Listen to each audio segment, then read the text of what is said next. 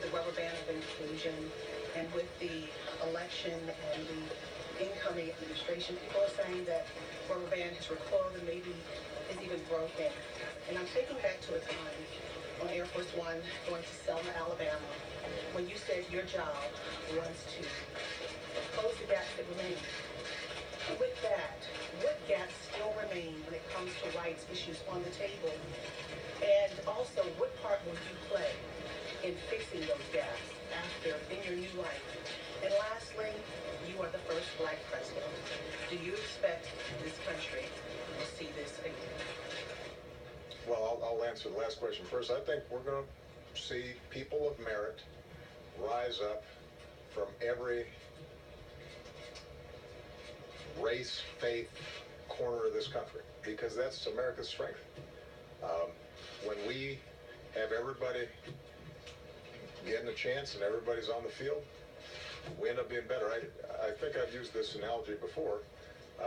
We killed it in the Olympics in Brazil. And you know, Michelle and I, we always have the Olympic team here. And it's a lot of fun, first of all, just because, you know, anytime you're meeting somebody who's the best at anything, it's impressive. And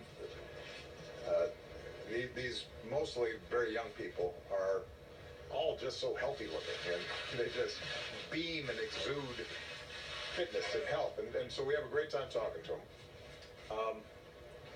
But they are of all shapes, sizes, colors. You know, the genetic diversity that is on display is remarkable. And if you look at a Simone Biles, and then you look at a Michael Phelps, they're completely different. And it's precisely because of those differences that we've got people here who can excel at any sport. And by the way, more than half of our medals came from women. And the reason is because we had the foresight several decades ago with something called Title IX to make sure that women got opportunities in sports, which is why our women compete better, because they have more opportunities than folks in other countries. So I use that as a metaphor, and if in fact we continue to keep opportunity open to everybody, then yeah, we're going to have a woman president, we're going to have a Latino president, and we'll have a Jewish president, a Hindu president. You know what? Who knows who we're going to have? I suspect we'll have a whole bunch of mixed up presidents at some point that nobody really knows what to call. And that's fine. Now, what do I worry about? I obviously spent a lot of time on this, April, at my farewell address on Tuesday, so I won't go through the whole list. I worry about inequality because I think that if we are not investing in making sure everybody plays a role in this economy, the economy will not grow as fast, and I think it will also lead to further and further separation between us as Americans, and not just along racial lines. I mean, there are a whole bunch of folks who voted for the president-elect because they feel forgotten and disenfranchised. They feel as if they're being looked down on. They feel as if their kids aren't going to have the same opportunities as they do. And you don't want to have an America in which a very small sliver of people are doing really well, and everybody else is fighting for scraps, as I said last week. Because that's oftentimes when racial divisions get magnified. Because people think, well, the only way I'm going to get ahead is if I make sure somebody else gets less. Somebody who doesn't look like me or doesn't worship in the same place I do. That's not a good recipe for our democracy. I worry about, as I said in response to a previous question, making sure that the basic machinery of our democracy works better. We are the only country in the advanced world that makes it harder to vote rather than easier. And that dates back. There's an ugly history to that we should not be shy about talking about. Voting rights. Yes, I'm talking about voting rights. The reason that we are the only country among advanced democracies that makes it harder to vote is it traces directly back to Jim Crow and the legacy of slavery. And it became sort of acceptable to restrict the franchise. And that's not who we are. That shouldn't be who we are. That's not when America works best. So I hope that people pay a lot of attention to making sure that everybody has a chance to vote. Make it easier, not harder. This whole notion of election or voting fraud, this is something that has constantly been disproved. This is fake news. The notion that there are a whole bunch of people out there who are going out there and are not eligible to vote and want to vote. We have the opposite problem. We have a whole bunch of people who are eligible to vote who don't vote. And so the idea that we put in place a whole bunch of barriers to people voting doesn't make sense.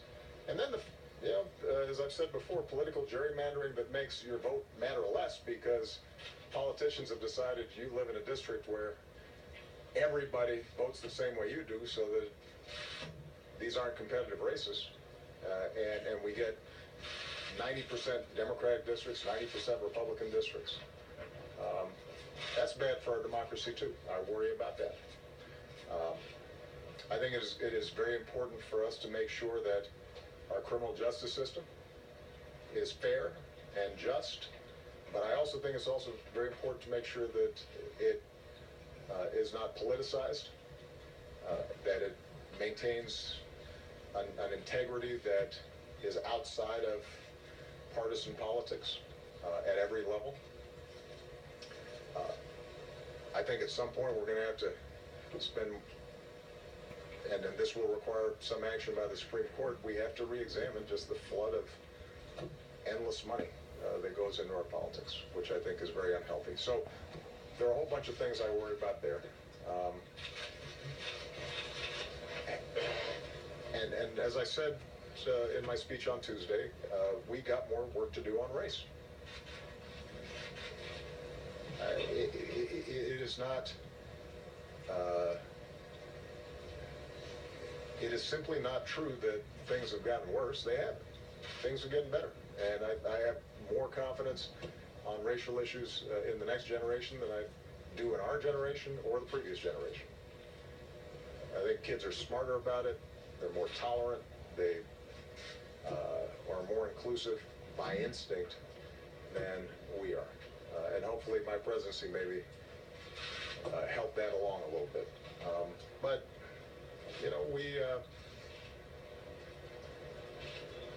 when we feel stress, when we feel pressure, when we're just fed information that encourages some of our worst instincts, we tend to fall back into some of the old racial fears and racial divisions and racial stereotypes, and it's very hard for us to break out of those and to listen and to think about people as people, and imagine being in that person's shoes. And by the way, it's no longer a black and white issue alone. You got Hispanic folks and you got Asian folks. And this is not just the same old battles. We've got this stew that's bubbling up of people from everywhere, and we're going to have to make sure that we, in our own lives, in our own families and workplaces, do a better job of treating everybody with basic respect and understanding that not everybody starts off in the same situation, and imagining what would it be like if you were born in an inner city and had no job prospects anywhere within a 20-mile radius.